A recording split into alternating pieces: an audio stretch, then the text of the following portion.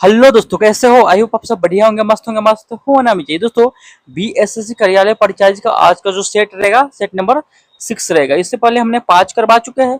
अगर आपने नहीं देखा तो जाइए देख लीजिएगा, प्लेलिस्ट बना होगा, वहां पे आके पांचों सेट आपको देख लेना है, ठीक है? क्योंकि सारे सेट आपके लिए इंपॉर्टेंट है, ठीक है? तो सिंपली सारे सेट को आप लगा लीजिएगा और जितना स्कोर हो वो कमेंट बॉक्स में जरूर बताइएगा, ठीक है? तो चलिए देरी न करते हुए वीडियो को स्टार्ट करते हैं। चैनल पे नए, चैनल को सब्सक्राइब, वीडियो को लाइक शेयर कमेंट जरूर कीजिएगा, ठीक है? और चलिए देरी न करते हुए वीडियो को स्टार्ट करते हैं। और सबसे प्रथम नंबर क्वेश्चन आपके स्क्रीन पे है, इसका आंसर देने का प्रयास कीजिएगा, ठीक है? आइए सबसे पहले 31 नंबर क्वेश्चन पर आइएगा और बताइएगा टिस्को संयंत्र किसके नजदीक स्थित है? बताइएगा टिस्को संयंत्र किसके नजदीक स्थित है, ये आपको बताना है। चलिए बताइएगा 31 नंबर क्वेश्चन का आंसर क्या होगा। टिस्को संयंत्र किसके नजदीक स्थित है, ये आपको बताना है। तो याद रखिएगा 31 की बात करें, ऑप्शन नंबर सी हो जाएगा, टाटा नगर के पास स्थित है। टाटा नगर के स्थित है, याद रखिएगा। अगला है, किस मौसम में रबी फसल बोई जाती है? तो किस मौसम में रबी फसल बोई जाती है? बताइएगा किस मौसम में रबी फसल बोई जाती है? याद रखिएगा ऑप्शन नंबर कौन हो जाएगा, बताइएगा। ये आपको मालूम होगा, नवंबर के महीना में। ऑप्शन नंबर डी यहाँ पे सही होगा, 32 का ऑप्शन नंबर डी, यानी नवंबर के महीना में मतलब क्या बोलते हैं, रबी फसल बोई जाती है। अगला है, उष्णकटिबंधीय मानसून पतझड़ वनों को वर्षा जल की औसत आवश्यक होती है। बताइएगा उष्णकटिबंधीय मानसून पतझड़ वनों को वर्षा जल की औसत आवश्यकता होती है।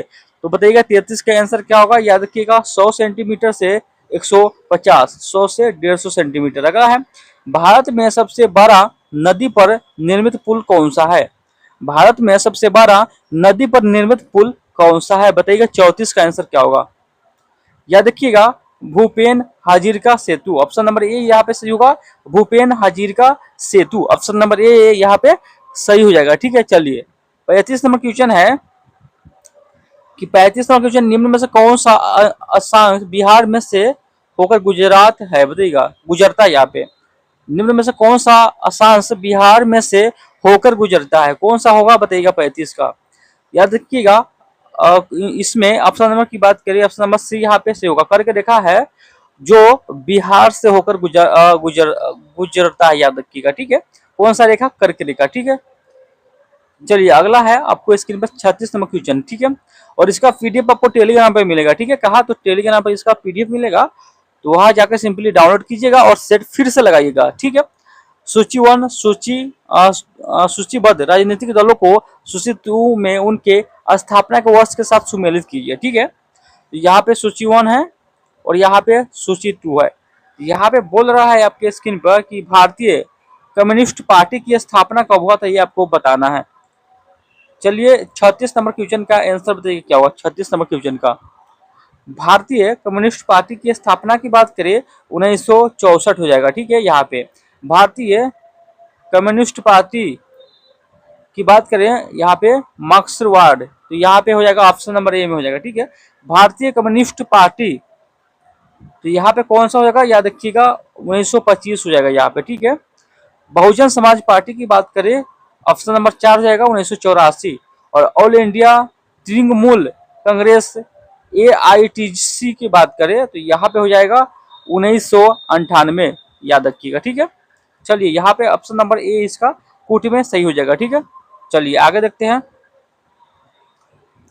आगे जो है, निम्नलिखित में से किस राज्य में चुनाव आयोग ने पंचायत चुनाव में 50% आरक्षित 50% सीट महिला के लिए आरक्षित किया है? बताइएगा निम्नलिखित में से किस राज्य में चुनाव आयोग ने पंचायत चुनाव में 50% सीट महिलाओं के लिए आरक्षित किया है? तो किस राज्य में बताइएगा। 37 का आंसर बताइएगा। याद रखिएगा असम हो जाएगा, ऑप्शन नंबर डी यहाँ पे असम हो जाएगा। फिर से आपको यहाँ पे मिलान करना है, ठीक है? 38 का आंसर बताइएगा क्या होगा। यहाँ पे फिर से आपको मिलान करना है। चलिए सहकारिता आयोग, ये हो जाएगा आपको कौन सा, केंद्र राज्य संबंध में हो जाएगा, ठीक है? यहाँ पे सी रंगराजन समिति, ये हो जाएगा आपको गरीबी की माप की कार्य प्रणाली की समीक्षा करने के लिए। परेखा समिति, ये हो जाएगा आपको इंफ्रास्ट्रक्चर फाइनेंस हो जाएगा, ठीक है? यहाँ पे और नर्सिंग समिति की बात करिए आपको बैंकिंग क्षेत्र सुधार हेतु हो जाएगा, ठीक है? यहाँ पे कूट में ऑप्शन नंबर ए यहाँ पे सही हो जाएगा। ठीक है, चलिए 39 नंबर है, इनमें से कौन सी भारत के राष्ट्रपति के पद के लिए आवश्यक योग्यता नहीं है। इनमें से कौन सी भारत के राष्ट्रपति के पद के लिए आवश्यक योग्यता नहीं है। 39 का आंसर बताइएगा। ऑप्शन नंबर डी यहाँ पे सही हो जाएगा, वो संसद के किसी भी सदन का सदस्य हो। अगला है, भारतीय संविधान के संदर्भ में निम्नलिखित में से कौन सा कथन सही है। भारतीय संविधान के संदर्भ में निम्नलिखित में से कौन सा कथन है जो सही है। 40 का बताइएगा। याद रखिएगा, वो विभिन्न संविधानों का मिश्रण है। यह जो है विभिन्न संविधानों का मिश्रण है। ऑप्शन नंबर यहाँ पे सी सही हो जाएगा। ठीक है, चलिए आगे देखते हैं।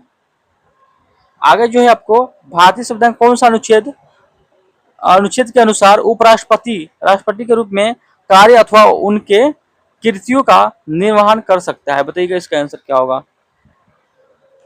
भारतीय संविधान के कौन से अनुच्छेद के अनुसार उपराष्ट्रपति राष्ट्रपति के रूप में कार्य अथवा उनके कृतियों का निर्वहन कर सकते हैं। कौन सा अनुच्छेद हो जाएगा। 41 का बताइएगा।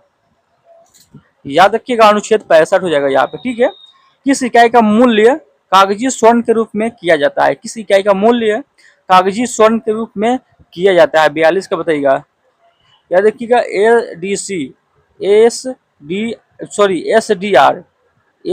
डी आर हो जाएगा। ठीक है, चलिए यहाँ पे अगला क्वेश्चन की बात करते हैं। 43 नंबर, रिवर्स रिपो रेट में वृद्धि से रिवर्स रिपो रेट में वृद्धि से क्या होता है। तो याद रखिएगा, तरलता घटती है। ऑप्शन नंबर बी, तरलता घटती है। चलिए अगला देखते हैं। 43 के बाद 44 नंबर क्वेश्चन। ठीक है, पुरुष के मुकाबले महिलाओं का कम रोजगार में होने का संकेत करता है। पुरुष के मुकाबले महिलाओं का कम रोजगार में होने का संकेत करता है। तो कौन करता है। तो याद रखिएगा, आर्थिक पिछड़ापन और सामाजिक पिछड़ापन, ए और बी दोनों हो जाएगा। फ्रंटियर गांधी किससे कहा जाता है। फ्रंटियर गांधी किससे कहा जाता है, काफी इंपोर्टेंट है। तो फ्रंटियर गांधी जो कहते हैं खान अब्दुल्ला गफ्फार खान को बोलते हैं। यहाँ पे ऑप्शन नंबर बी यहाँ पे सही हो जाएगा। स्वराज पार्टी का प्रथम सम्मेलन कहाँ हुआ था। स्वराज पार्टी का प्रथम सम्मेलन कहाँ हुआ था। तो याद रखिएगा, इलाहाबाद में हुआ था। 46 का ऑप्शन नंबर बी इलाहाबाद में हुआ था। ठीक है, आइए 47 नंबर क्वेश्चन पर। भारत का विभाजन किया गया था। भारत का विभाजन किया गया था। 47 का बताइएगा। भारत का विभाजन जो हुआ था वो किस बताइएगा, विभाजन जो हुआ था वो किस नियम के अंतर्गत हुआ था। 47 का बताइएगा। याद रखिए, माउंट बेटन योजना 1947 के द्वारा हुआ था। ठीक है, माउंट बेटन योजना 1947 के द्वारा हुआ था। ठीक है, निम्नलिखित का सही कालानुक्रम क्रम बताइए, यहाँ पे बताना। ठीक है, सबसे पहले जो हुआ था वो कौन सा आंदोलन हुआ था ये आपको बताना है। ठीक है, 48 का बताइएगा आंसर क्या होगा। सबसे पहले भारतीय राष्ट्रीय कांग्रेस की स्थापना हुआ था। ठीक है, यहाँ पे 1 नंबर हो जाएगा यहाँ पे। ठीक है, सबसे पहले जो हुआ था भारतीय राष्ट्रीय कांग्रेस की स्थापना हुआ था। 48 का बताइएगा। 48 का भी हो जाएगा। ठीक है, भारतीय राष्ट्रीय कांग्रेस की स्थापना की बात करें 1885 में हुआ था। ठीक है, और उसके बाद हो जाएगा आपको कौन सा, तो साइमन कमीशन हो जाएगा। साइमन कमीशन की रिपोर्ट, और साइमन कमीशन की जो रिपोर्ट की बात करें हम, ये 1930 में, याद रखिएगा। ठीक है, और उसके बाद हो जाएगा आपको कौन सा, उसके बाद आपको हो जाएगा द्वितीय गेलमेल सम्मेलन। और चौथा की बात करें, चौथा के बाद भारत छोड़ो आंदोलन जो हुआ था 1942 में हुआ था। कब हुआ था। 1942 में हुआ था, याद रखिएगा। ठीक है, तो चलिए इस सब का हम कुछ लिख लेते हैं कि गोलमेज सम्मेलन कब हुआ था और भारत छोड़ो आंदोलन कब हुआ था। ये जो हुआ था 1942 में हुआ था, ये आपको पता होना चाहिए। ठीक है, भारतीय छोड़ो आंदोलन। और भारतीय राष्ट्रीय कांग्रेस की स्थापना कब हुआ था। 1885 में हुआ था, याद रखिएगा। ठीक है, और बात करें साइमन कमीशन रिपोर्ट, यहाँ पे 1930 में हुआ था। और बात करिए कौन सा हो जाएगा उसके बाद, द्वितीय गोलमेज सम्मेलन 1931 में हुआ था लंदन में। ठीक है, यहाँ पे 1931 हो जाएगा। चलिए ये सब जितने भी महत्वपूर्ण है वो सारे आपको याद रखना है। ठीक है, बंगाल विभाजन की घोषणा कब की गई। बंगाल विभाजन की घोषणा कब की गई। बंगाल विभाजन की घोषणा 19 जुलाई 1905 में हुआ था। ऑप्शन नंबर है 19 जुलाई 1905 में। आगे देखते हैं। 1897 के विद्रोह में क्रांतिकारियों के निशाने पर प्रमुख रूप से कौन थे। 1897 के विद्रोह में क्रांतिकारियों के निशाने पर प्रमुख रूप से कौन थे? 50 का बताइएगा। तो 50 रुपया देखिए जमींदार थे। ऑप्शन नंबर सी जमींदार। भारत का व्यापारिक संबंध सबसे पहले किस यूरोप देश से स्थापित हुआ? बताइएगा। भारत का व्यापारिक संबंध सबसे पहले किस यूरोपीय देश से स्थापित हुआ? बताइएगा। 51 का आंसर क्या होगा? या देखिए पुर्तगाली। ऑप्शन नंबर ए पुर्तगाली से। जैन धर्म के 23वें तीर्थकर कौन थे? जैन धर्म के 23वें तीर्थकर कौन थे? जैन धर्म के 23वें तीर्थकर कौन थे? पार्श्वनाथ थे। Option number D Parshvanath. Bharatanatyam किस राज्य का प्रमुख शास्त्रीय नृत्य है? भारतनाट्यम किस राज्य का प्रमुख शास्त्रीय नृत्य है? बताइएगा। 53 का आंसर क्या होगा? तमिलनाडु का हो जाएगा। ऑप्शन नंबर सी तमिलनाडु का। अगला है, दो लंबे सीधे समांतर कंडक्टर एक ही दिशा में समान स्थिर धारा प्रवाहित करते हैं, वो क्या होगा? बताइएगा। क्या होंगे वो? दो लंबे सीधे समांतर कंडक्टर एक ही दिशा में समान स्थिर धाराएं प्रवाहित करते हैं, तो वो क्या होगा? 54 का बताइएगा। वो एक दूसरे को आकर्षित करेंगे। ऑप्शन नंबर ए एक दूसरे को आकर्षित करेंगे। परावर्तन के नियम सत्य है। परावर्तन के नियम सत्य है। परावर्तन का नियम सत्य है। याद रखिएगा। समतल दर्पण यहाँ पे उपयुक्त में से एक से अधिक हो जाएगा। ऑप्शन नंबर डी यानी 3 हो जाएगा यहाँ पे। ठीक है। दूरदृष्टि दोष को किस लेंस के प्रयोग से ठीक किया जा सकता है? दूरदृष्टि दोष को किस लेंस के प्रयोग से ठीक किया जाता है? बताइएगा। दूरदृष्टि दोष वाले व्यक्ति को किस लेंस के प्रयोग से ठीक किया जा सकता है? 56 का बताइएगा। याद रखिए उत्तर लेंस। ऑप्शन नंबर ए उत्तर लेंस। निम्न यदि निम्न अभिक्रिया पर विचार करें तो यहाँ पे MnO यहाँ पे कुछ ऐसा दिया गया है और कुछ ऐसा का तुलंकी भार होगा।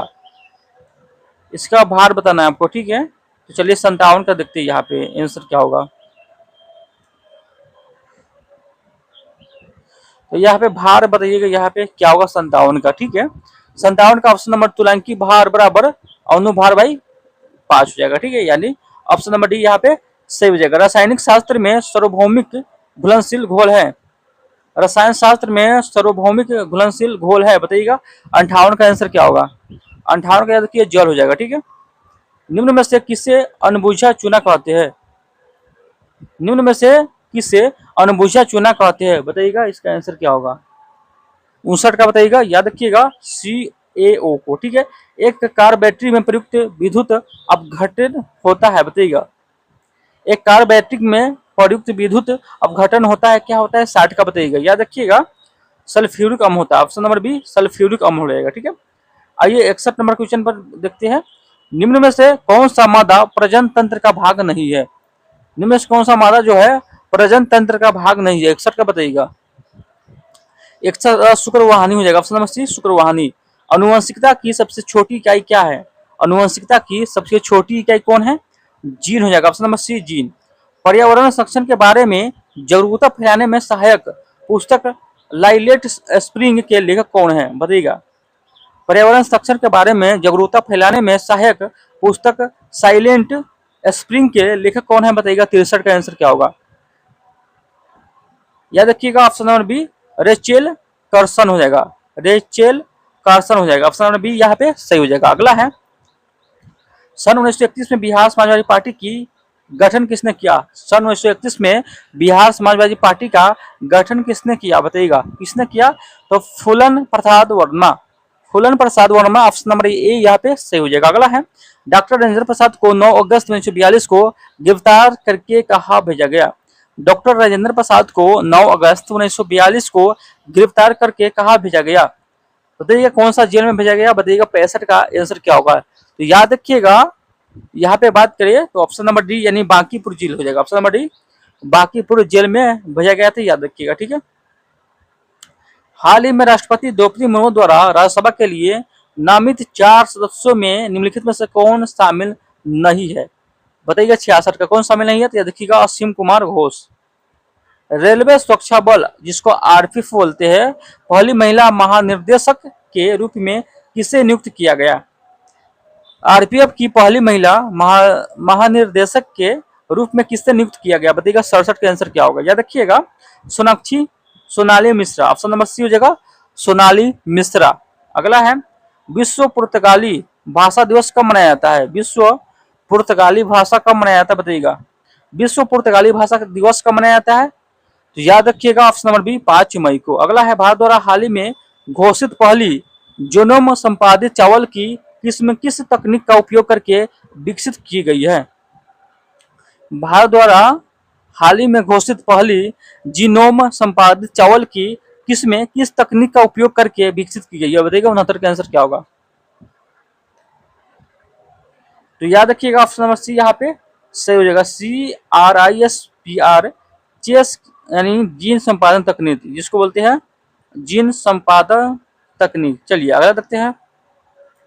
बिहार के किस स्टेडियम में पेरिस ओलंपिक स्तर का अंतर्राष्ट्रीय रनिंग ट्रैक तैयार किया जा रहा है? बताइएगा बिहार के किस स्टेडियम में पेरिस ओलंपिक स्तर का अंतर्राष्ट्रीय रनिंग ट्रैक तैयार किया जा रहा है? रनिंग ट्रैक तैयार किया जाएगा। बताइए 70 का आंसर क्या होगा? याद रखिएगा Pataliputra sports Columbus Patna. Option number यहाँ पे बी सही हो जाएगा। ठीक है, याद रखिएगा। अगला है वह दूध पी रही है, कलांकित पद है वह दूध पी रही है। तो याद रखिएगा व्यक्तिवाचक संख्या और कर्म कारक हो जाएगा। ठीक है, उषा पंखा किस प्रकार की संख्या है? उषा पंखा किस प्रकार की संख्या है? 72 का बताइएगा।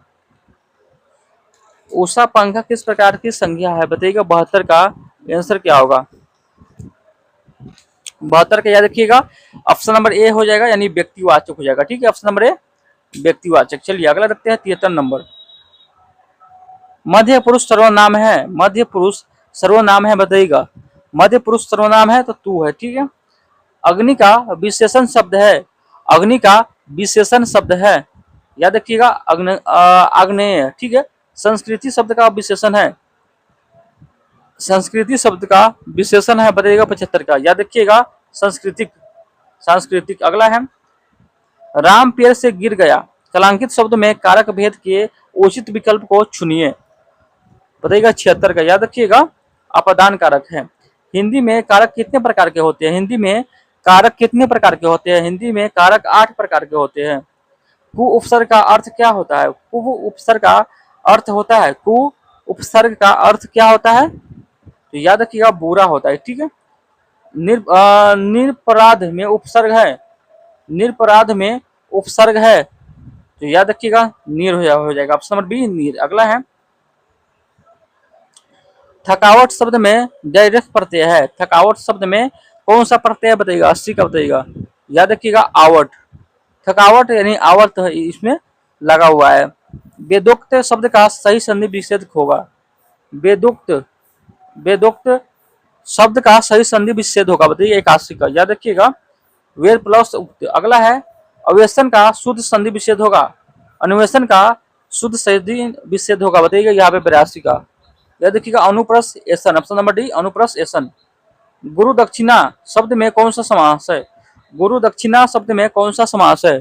गुरु दक्षिणा शब्द में कौन सा समास है? याद रखिएगा तत्पुरुष समास। ऑप्शन नंबर बी तत्पुरुष समास है। अगला है नवग्रह शब्द का समास भेद बताइए, नवग्रह शब्द का समास भेद बताइए, नवग्रह शब्द का समास भेद बताइए। 84 का बताइएगा। देखिए द्विगु समास। ऑप्शन नंबर सी द्विगु समास। जो ज्ञात इतिहास के पूर्व का हो वाक्यांश के लिए एक शब्द है, जो ज्ञात इतिहास के पूर्व का हो वाक्यांश के लिए एक शब्द है। बताइएगा 85 का। प्रागैतिहासिक हो जाएगा। ठीक है, ऑप्शन नंबर ए प्रागैतिहासिक। जो बहुत कुछ जानता हो वाक्यांश के लिए सही शब्द है, जो बहुत कुछ जानता हो उसके लिए क्या शब्द होगा? याद रखिएगा बहुज्ञ हो जाएगा। ठीक है, निम्नलिखित में से वर्तनी की दृष्टि से सबसे सही शब्द है, निम्न में से वर्तनी की दृष्टि से सही शब्द कौन सा हो जाएगा? बताइएगा 87 का। याद रखिएगा पश्चिम, पश्चिम हो जाएगा। ठीक है, पश्चिम। अगला है निम्नलिखित में से शुद्ध शब्द है। चलिए आगे देखते हैं सही शुद्ध शब्द। इनमें से आपका शुद्ध शब्द बताना है। ठीक है, बताइएगा। याद रखिएगा दूरवस्थ हो जाएगा। ठीक है, निम्नलिखित में से शुद्ध वाक्य का चयन कीजिए। 89 का बताइएगा। याद रखिएगा नदियों के पानी से सिंचाई की जाती है। निम्नलिखित में से कौन सा वाक्य अशुद्ध है? निम्नलिखित में से कौन सा वाक्य अशुद्ध है यहाँ पे? 90 का बताइएगा। 90 का याद रखिएगा उपयुक्त में से कोई नहीं यहाँ पे। ठीक है, निम्नलिखित में से नाव का परिभाषित शब्द नहीं है, नाव का परिवाची शब्द नहीं है। 91 का बताइएगा। या है तरांग नहीं, बाकी सब है। तारनी है, नौका है, जलयान है, ये नहीं हो जाएगा। ठीक है, चलिए आगे देखते हैं। किस समूह का सभी शब्द देवता के परिवाची है। किस समूह के सभी शब्द जो है वो देवता के परिवाची है, यानी परिवाची उल्टा है। बताइएगा 92 का आंसर क्या होगा। यह देखिएगा देव, सूर, अमर, ऑप्शन नंबर बी यहाँ पे सही हो जाएगा। प्रत्यक्ष का विलोम होगा, प्रत्यक्ष का विलोम होगा। यहाँ पे 93 का बताइएगा प्रत्यक्ष का विलोम क्या होगा। याद रखिएगा परोक्ष हो जाएगा, ऑप्शन नंबर बी परोक्ष। किस विकल्प में सही विलोम युग्म है। किस विकल्प में सही विलोम युग्म है। 94 का बताइएगा। याद रखिएगा गौरव लाघव हो जाएगा। ठीक है, ऑप्शन नंबर डी गौरव लाघव। अगला है भागीरथी प्रयास मुहावरे के लिए उचित चयन कीजिए। भागीरथी प्रयास मुहावरे के लिए उचित चयन कीजिए। 95 का बताइएगा। याद रखिएगा असाधारण प्रयास, ऑप्शन नंबर बी असाधारण प्रयास। पत्थर की लकीर मुहावरे का सही विकल्प में से चुनिए। पत्थर की लकीर मुहावरे का सही अर्थ विकल्प में से चुनिए। पत्थर का लकीर बताइएगा। या देखिएगा दृढ़ रहना, यानी उसी पर टिके रहना। ठीक है, पत्थर का लकीर उसको मिटाने वाला नहीं है, पत्थर का लकीर जिसको बोलते हैं। वीर रस का अस्थाई भाव होगा। वीर रस का अस्थाई भाव होगा, बताइएगा 97 का। याद रखिएगा उत्साह हो जाएगा। निम्न में से देहज शब्द नहीं है। निम्न में से देशज शब्द नहीं है। देशज शब्द नहीं है। 98 का बताइएगा। 98 का सी मखौल हो जाएगा। किस विकल्प में सभी शब्द विदेशी मूल के है। किस विकल्प में सभी शब्द विदेशी मूल के है बताइएगा। 99 का। 99 का मसाला नमक, ऑप्शन नंबर ए मसाला नमक। आवृत्ति मूलक पक्ष से संबंधित वाक्य है। आवृत्ति मूलक पक्ष से संबंधित वाक्य है। 100 का आंसर बताइएगा। याद रखिएगा ऑप्शन नंबर डी वो स्कूल जाता है। ऑप्शन नंबर डी यहाँ पे से होगा वो स्कूल जाता है। तो चलिए आज का वीडियो कैसा लगा कमेंट के माध्यम से जरूर बताइएगा, और अच्छा लगा तो वीडियो को लाइक शेयर कमेंट जरूर कीजिएगा। और फिर एक नए वीडियो के साथ मिलेंगे, तब तक के लिए जय हिंद जय भारत।